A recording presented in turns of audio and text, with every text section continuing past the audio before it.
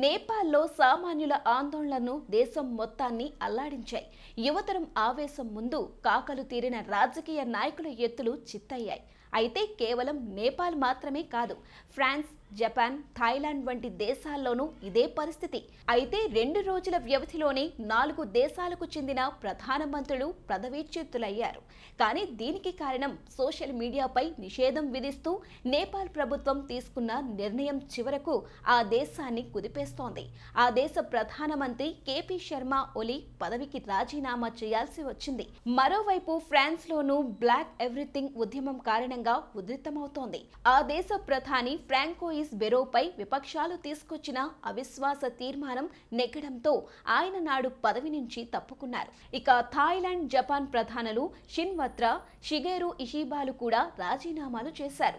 Japan parliament ఎన్నికల్లో అధికార కూటమి ఓటమి చవిచూసి బలం కోల్పోయింది. దీంతో ఇషిబా రాజీనామా చేయాలనే ఒత్తిడి సొంత పార్టీ నుంచే ఎదుర్కోవడంతో ఆయన తప్పుకున్నారు. 2 రోజుల వ్యవధిలోనే 4 దేశాల ప్రధానులు రాజీనామా చేయడంతో ఇదంతా ఆదివారం నాడు సంభవించిన చంద్రగ్రహణం ప్రభావమని సోషల్ మీడియాలో తెగ వైరల్ చేస్తున్నారు.